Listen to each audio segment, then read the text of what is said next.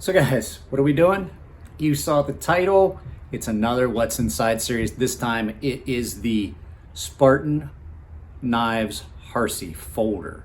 So yeah, without any further ado, if you're watching on headphones, turn down the volume because here comes a little bit of music.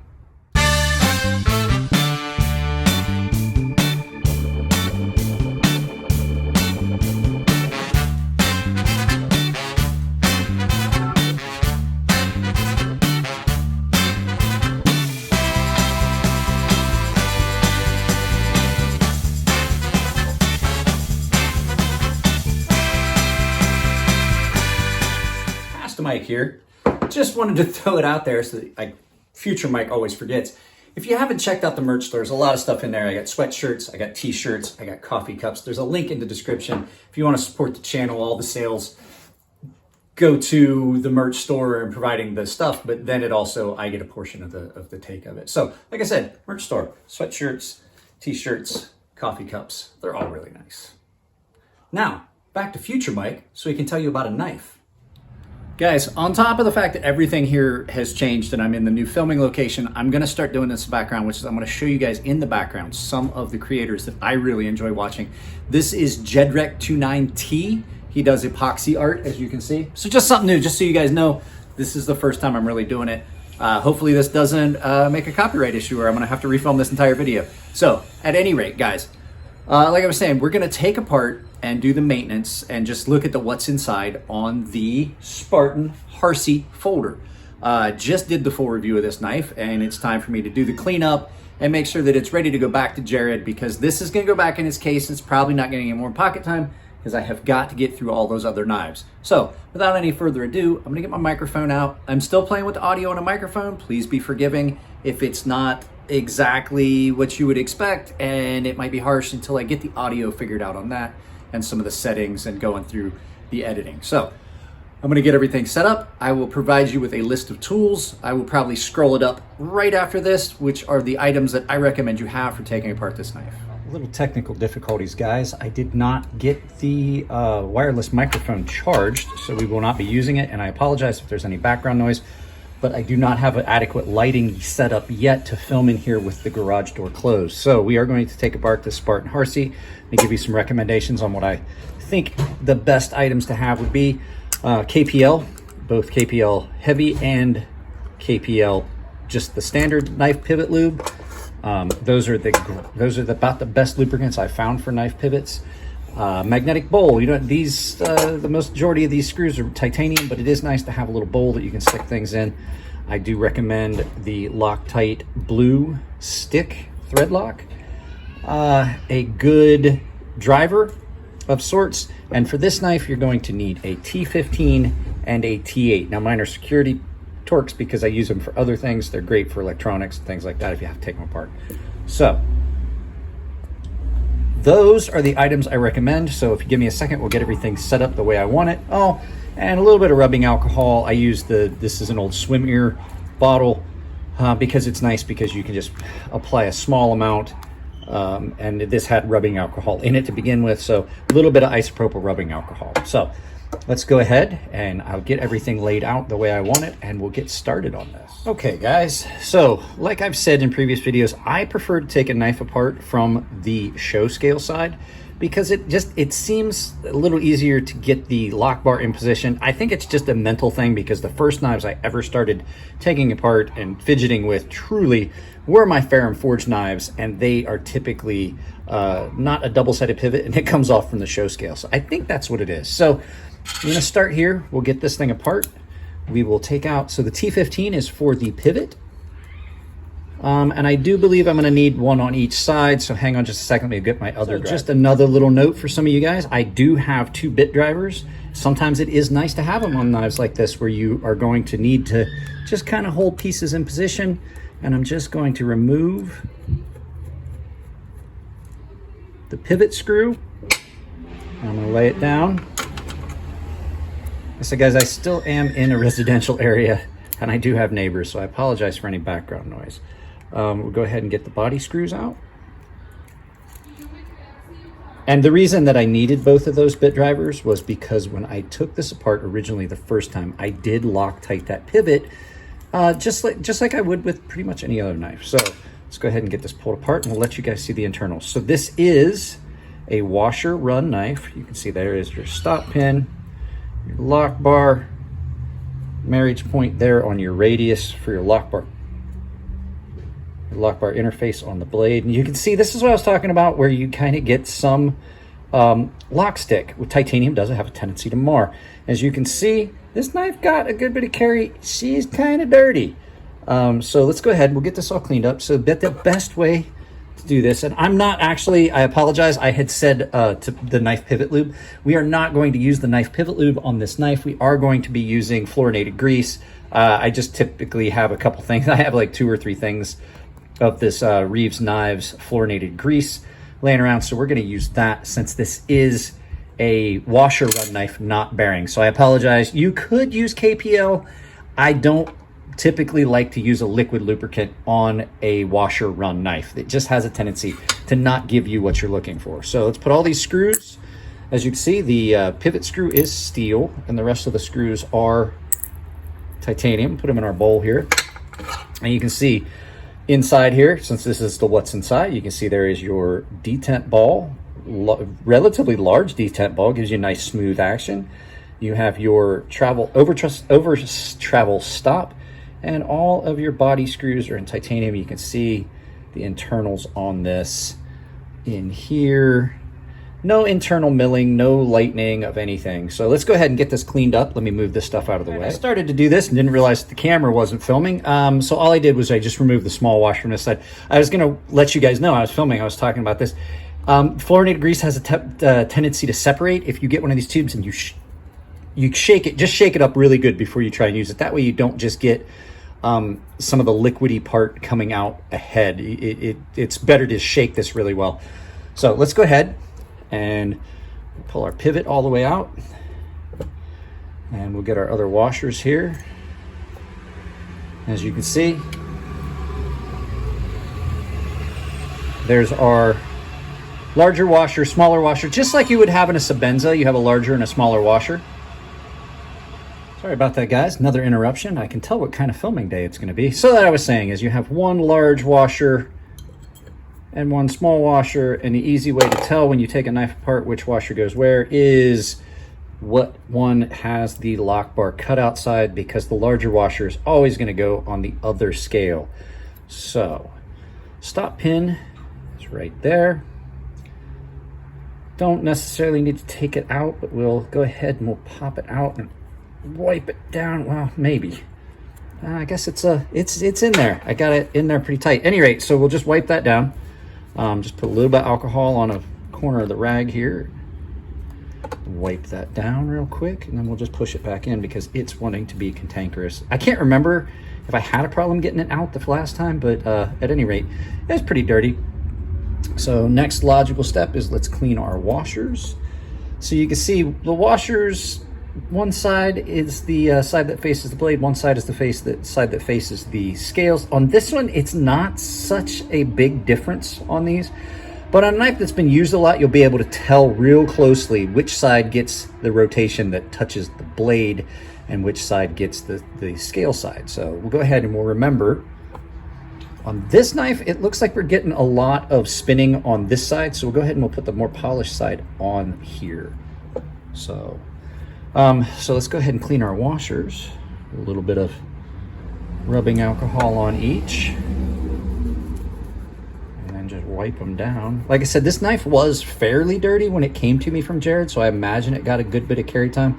It got a lot of carry time for me as well, but I don't think it got quite as dirty because I don't know, where the knife had been and things like that.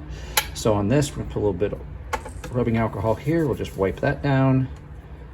Just a microfiber towel, that's all I'm using right here. I should have mentioned that in the things that you may require. And I'm going to wipe down the lock bar face and the area there where the washers sit. And then the final thing we're going to clean up is just the detent track and the spot where the washers sit. So a little bit of rubbing alcohol on that. Now, if you need to get down in that detent hole at all, if it looks bad, I was going to mention it. You can get these. Ooh, sorry about that, guys. You can get these little wipes, these little Q-tip looking things. You can get these. Amazon has them. They're for electronics, for cleaning phones and things. And I find that they're really good. There's several different sizes, several different shapes in each pack, and they are great for getting down in some of these smaller areas that you can't even get into with a Q-tip. There's actually a different shape that's even a little bit better. It's a pointed cone-shaped one. So now that we've got that all wiped down, as you can see, even though I cleaned this knife before I took this knife apart, cleaned it and lubricated it before I did the first impressions and cleanup and everything. I did a cleanup on it because it felt kind of gritty, and I thought, well, before I do my first impressions, let me go ahead and do a quick cleanup on it. So this did get a cleanup before, and even with that, it's still pretty dirty because I washed this yesterday. Pay no attention to that little guy over there. That's just a stain. So now we've got that done. Let's go ahead and start getting it reassembled and put together so that we can get it lubricated. So like I said, we've seen all the internals of it. It's pretty straightforward. It's not, you're not looking at anything major. Let's wipe that down as well. Just so we say we cleaned the whole knife. There's nothing major in here. There's no hidden Easter eggs or anything like you see on a Grimsmo. No internal milling, no marking. The only marking really on this knife, as far as branding, is on, Mike, you big dummy, is on the cover for the reversible pocket clip. So that's just a little cover plate that goes in there. And if you need to, if you wanted to take that out and clean under it, you could, but really no need to right now. So as always, the last step's going to be a little bit of lubrication and reassembly. So like I said, I shook this up really good for, I don't know, about 30 seconds. So hopefully we don't get some slimy liquid come rolling out of it. So thing to remember is always remember which screw went where. The smaller, of course, is going to be here because the larger screw would obviously cover over the lock bar. So put that back in its bowl. So we'll go ahead and we'll put the pivot back in. As you can see, I did use some blue Loctite on this when I assembled it the last time. So we'll go ahead and clean out a little bit of that just to wipe it off, just the face of it. We are going to put some more Loctite on it.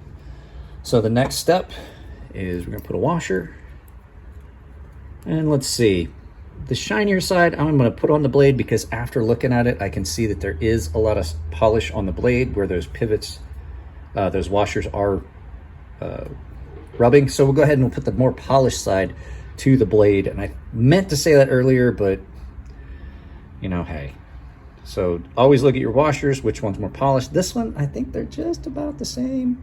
We'll go ahead and we'll just toss that side on there. And then I'll just put a tiny bit of grease on the pivot itself. And then I'll try to walk that around and put a little bit on the washer. Now, you don't have to put a lot. As a matter of fact, that's more than I really needed. I'm gonna go ahead and take a little bit of this, and I'm gonna take this thing and I'm just gonna move it around a little bit and get a nice coating on that washer there. So you want to get it on the pivot, especially with washer knives. You want to get a bit of the grease on the pivot so that it works around the pivot itself. Next step is the blade. We're going to work the blade down. I like I said, I like doing knives with the lock bar side first because that allows me to like work from the top as opposed to trying to play and stuff like that. So I'm going to put it in the locked open position. I am going to use a little bit of the KPL heavy and put just a drop of it on the detent ball.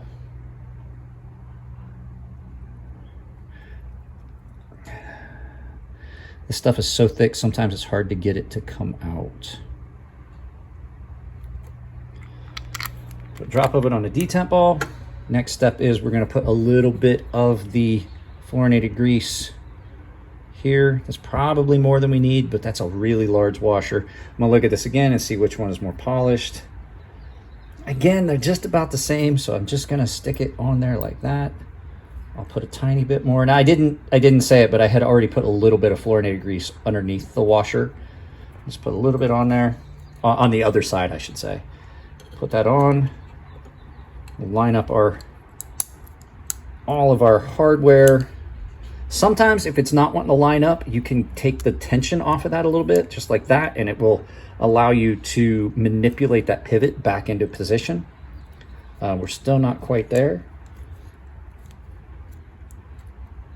There we go. I think we're just about perfect on that. And so with most knives, like I said, I like to put a couple of the body screws in at least part way tight before I do the pivot, just to hold things in place. So I'm not cranking down on those. I will go back and I will put a little bit of Loctite on these body screws. I'm just trying to get this in position so that I can put the pivot in.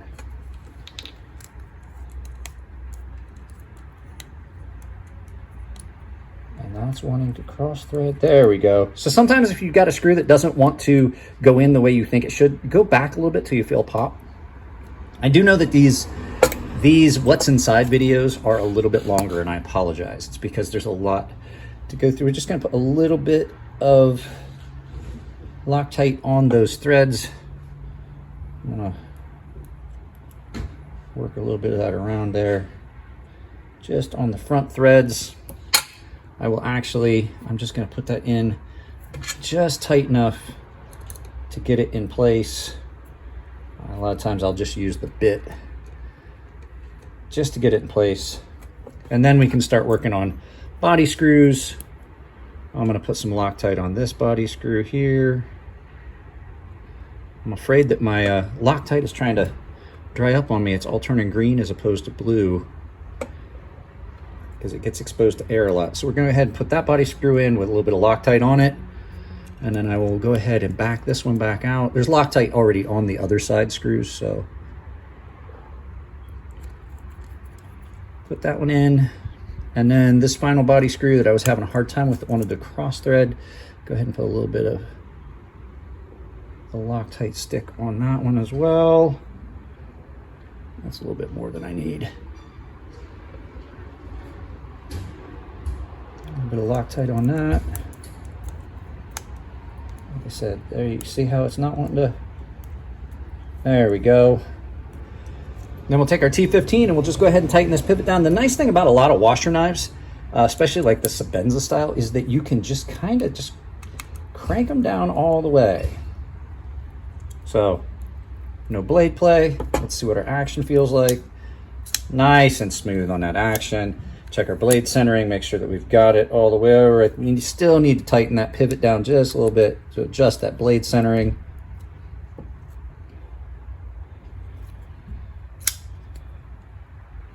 Still got a little bit of blade play. There we go. No blade play. Action is nice and free, nice and smooth. And there you go. That's what's inside the Spartan Knives Harsey folder. Nice knife, nice action. When it's really clean like that, it's super smooth. So let's go ahead and flip this around and do some final thoughts. Like I said, I apologize. These what's inside videos are typically going to be longer videos because, well, you have to take the knife apart and I'm explaining the inner workings and things like that. But they are fun. I do know a lot of people like them. So if it's content you enjoy, let me know. These are things that I'm trying to add in. If you guys like the new format and the way I'm doing things, especially like content creators that I enjoy to watch, I want to kind of put in the background so that you guys kind of see what I watch. I'll try and put a different channel up for each video. I mean, it's kind of a pain, and not all the videos are going to film this way. So, like I said, guys, that's the insides of a Spartan Harsey and a Spartan Harsey folder, and they're pretty nice. They're a really nice knife. They are one of those ones that I definitely, if I was in the market to buy a new knife, it'd be one of those ones that's on my list. So quality made, quality done, got a really good review. These videos aren't necessarily going to all be in order because I know I just shot the full review video yesterday or the day before, I believe, of the knife. So, you know, I'm going to try and spread them out so that you get to see the same knife multiple times, but not like back to back, because I know that, oh, I got to see that Spartan. It's not like I'm going to do the first impressions, then the review, and then the teardown. So, you know, just to mix up the content a little bit and give you guys a little bit more. Like I said, there is stuff going on for the paying members. I'm going to try and do a video later today about grip progression and possibly how to adjust a detent, the detent or lock bar tension on a knife because they kind of go hand in hand. So guys, that's that. I appreciate you guys watching. If you like the videos, give them a thumbs up. If you want to support the channel, because like I said, none of these things that guys like me and Birdshot and Jared Neve, none of those things we do are free. So if you want to support our channels, most of us have either Patreon or subscription links. I have a paid subscription link down below for this channel. There's also Applause if you just like a specific video, want to do it. There's a merch store. I know you guys saw a past mic, but there's also another affiliate link for the Ember Shirt Co. stuff that is not part of my actual merchandise store. So that being said, guys, I love you all. Take it easy. Be good to each other in the comments. Like I said, like them, don't like them. Just let me know, but let me know why. And I will see you in the next video.